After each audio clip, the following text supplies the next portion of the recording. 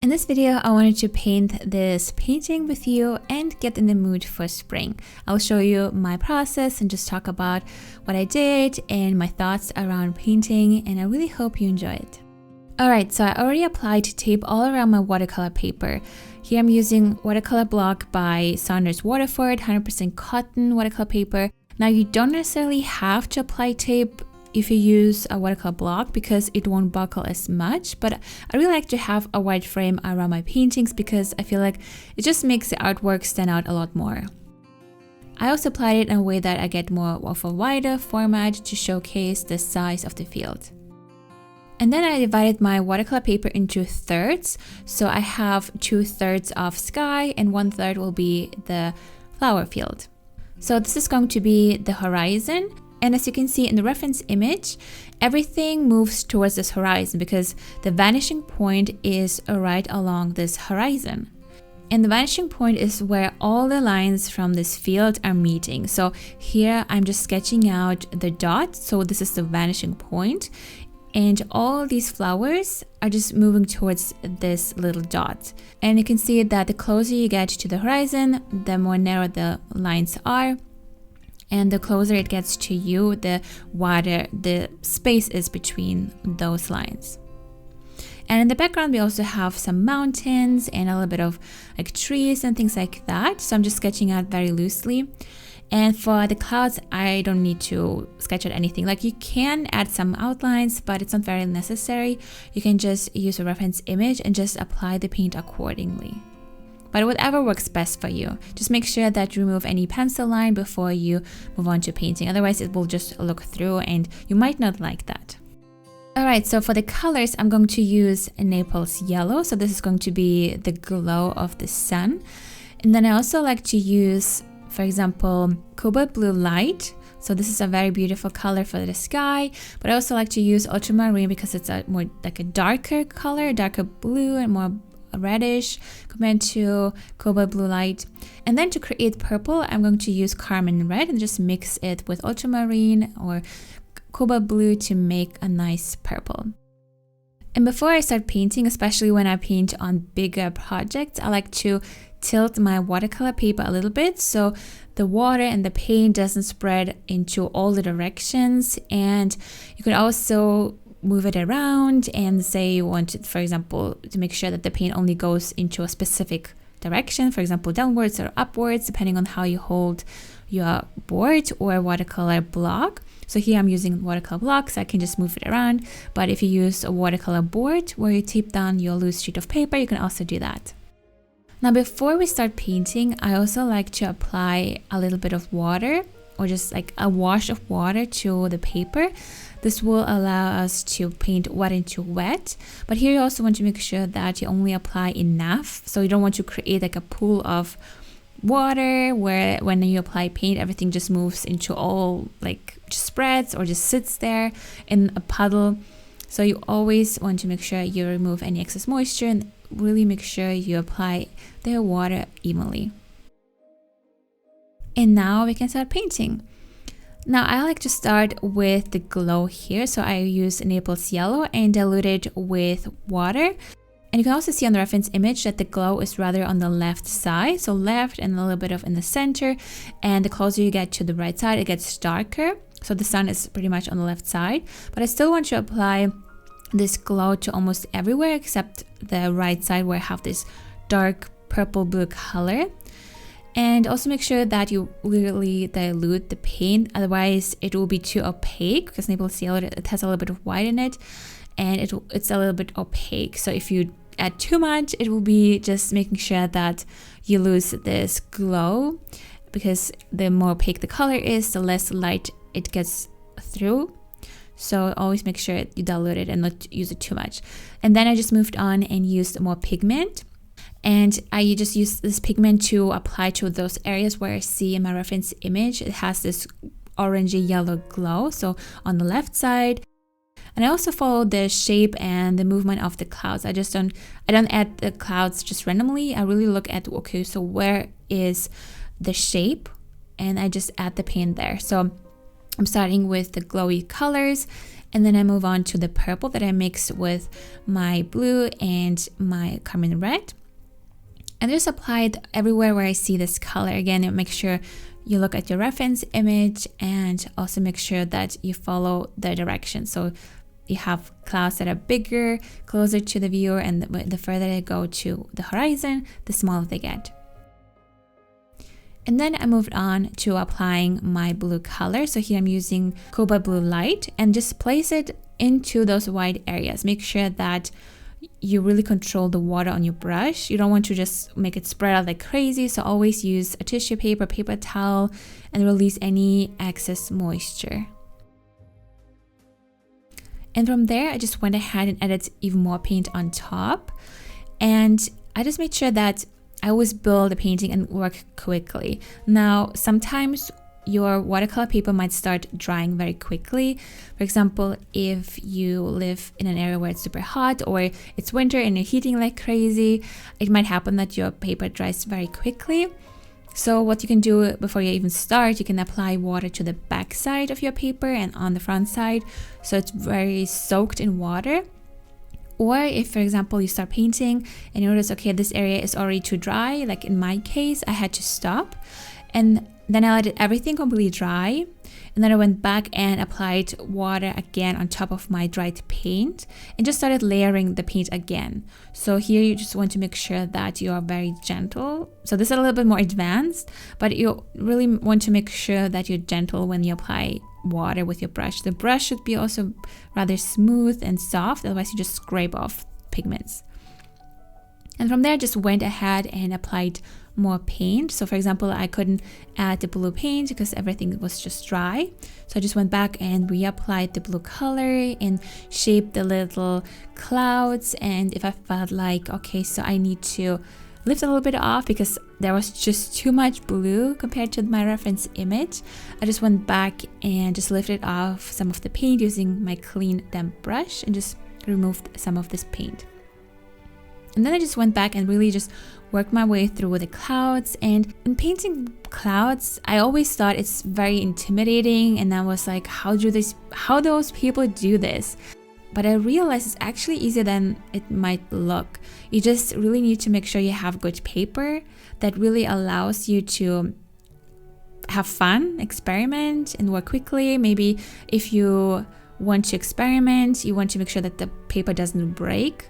So here, for example, I'm using 100% cotton paper, and you can see I'm just going back and forth, add a little bit more paint, because sometimes you think, oh, you added enough pigment, but then it just dries lighter. So here I'm just making sure I kind of adjust how I like the painting to look like. But remember, your painting doesn't need to look exactly like your reference image, because I feel like sometimes we see this reference image and then we just start painting. We feel like, okay, what colors should I use? And okay, so how do I get this green or purple? And okay, so this is where this goes, okay? And we don't really think about what we actually want to say with our painting. We just get caught up in just copying it, and then we try so hard to replicate that, and then we feel just miserable because it just doesn't look exactly like our reference image. But you're not a scanner that prints the painting or the reference image. You really want to allow yourself to experiment, play, to talk through your painting. Like maybe there's something in the painting that you don't like, you just want to remove, or maybe you like certain colors, maybe you don't, and you want to change something, and you really want to look for that. Like I realized if I look for clues for something that brings me joy, like for example glowiness, I realized that this Naples yellow adds so much glow and I really love it, and I like how soft the clouds look, and this is what brings me joy. And my first painting attempt, I focused more on the field, on the flowers, and I realized no, I actually want to play around more with the clouds. I want to give them more space. So that's why here I gave them a little bit more space and really focus on adding this glow and adding all these different colors to make the painting look very lively without making it super close to my reference image. Like it looks similar because there was not much that I needed to remove or change. I just played around with colors and how I apply the paint, but it really was freeing. I feel like sometimes we choose paintings or reference images that we want to paint that are just full of details, and you're like, okay, so how do I do this? And you forget that sometimes less is more. I mean, there are super realistic watercolor paintings, and it's totally like, I admire people who can be super hyper realistic in their paintings and is super skilled and they're super patient. But for me personally, it brings me joy to look at a painting where I can just imagine, like I can tell my own story, like I can see at the painting and dream or look for clues and think about what the artist wanted to say maybe with this painting, or how the artist decided to create the painting, not just like super realistic. And this is what brings me joy. And I feel like sometimes we get caught up in the reference image, as we forget that we are the artists. We're here to use the reference image or some idea to inspire our painting. And I realized this very late. I was also just like trying to copy my reference image, and I was just like, why is this not working? And the whole dialogue in your head starts. So yeah, I would suggest that allow yourself to like pick some things that you really enjoy in your painting and focus on those, and just have fun painting, and give yourself some space also. Sometimes when you have this idea in your head and you try so hard to put it into paper, and most likely you feel frustrated in the end. So what you can do is just give yourself some space, leave it alone, and then when you come back, you will appreciate your painting so much more, because most likely you won't remember exactly what idea you had. So you will see your painting in a different light. So make sure you give yourself space, and again, don't be so hard on yourself. All right, so here you can see that I'm just going back to the field. I focused first on my clouds, and then I went back to the field. Again, I'm using the wet into wet technique and applied the paint, making sure that the colors are lighter around the horizon, and the closer they are to the viewer, I made them darker. So here again, I use Carmine Red for the pinkish color, for the red color, and then I used ultramarine to mix it with Carmine Red to make this purple. But again, you can use different reds and blues to make your purple. Maybe you don't even want to make purple, so you can experiment and play around. But I also made sure that when I apply the paint, I follow again these lines that I outlined earlier. So you can see this shape and outline and movement towards the horizon. It's not just like random like flat wash or something like that.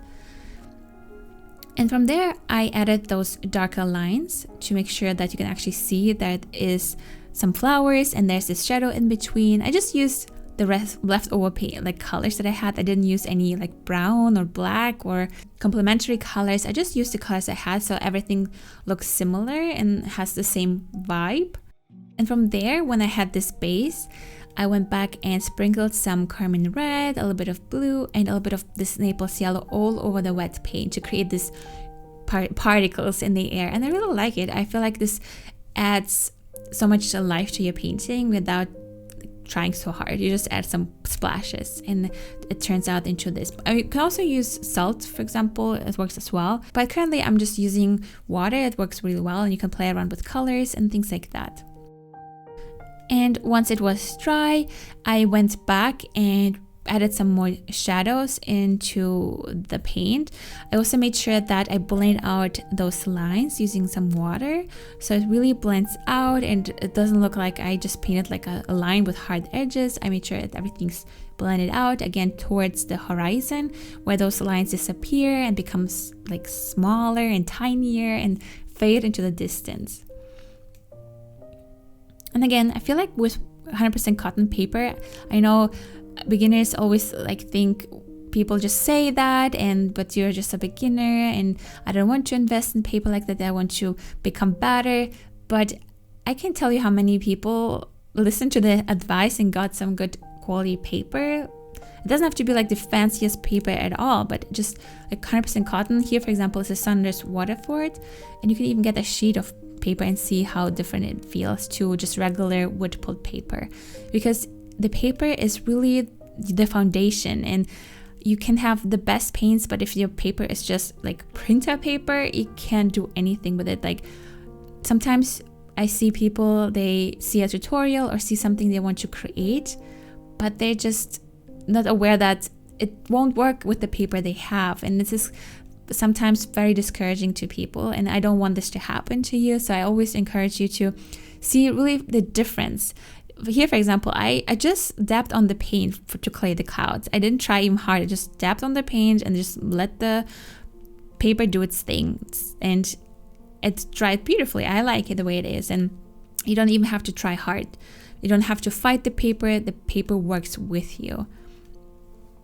So once the foreground was done, I also moved back to the middle ground where I had a little of those mountains that I just outlined a little bit with a little bit of Indian yellow and carmine red and a little bit of blue, just very, very like super fadey, super light, because it's in the area of this glow and everything looks like it's very in the distance and covered in this glow, so there are no harsh edges, nothing. And then I went back and just added a little bit more details with more pigment. Again, I don't want to add any houses, anything, just dots, just to show that, okay, there's a little bit, probably some houses, a little bit of trees maybe, but nothing else. I didn't want to overdo it because the whole focus here was the atmosphere, the clouds, the field, nothing else. So I really hope you see that it can be fun and easy if you just let go and just have fun with paintings, and if you have good paper. I know you've probably heard this a million times and you feel like, oh my god, they probably are getting paid to say that, but no, it's just the truth that good paper can make or break your painting and make you feel miserable with your painting, and I don't want this to happen. So if you can, please make sure that you invest more in your paper than in anything else, because it will be a game changer. It will be like day and light. So I really hope you enjoyed it. And if painting is your passion and you always wanted to take it more seriously, or you already passed the beginner stage and just want to learn more techniques and just have fun painting because you stopped doing it and you want to actually get back to it, to relax and unwind after a stressful day, then I invite you to the Creative Art Retreat that starts next week, Beauty in Bloom. With this virtual creative retreat, I want you to get in the mood for spring as you take out your watercolor paints and immerse yourself in 4 spring-themed scenes. I will show you how to capture light, depth, shadows, and how to add details to make your painting look realistic, and I also walk you through how to use a reference image and translate it into a successful painting without simply copying it. So next week it starts, so if you would like to join and want to learn more about it, then check out the link in the description box down below. I really hope you enjoyed this video and found it helpful. Thank you so much for watching. Have a wonderful day, and I will see you in my next video. Bye!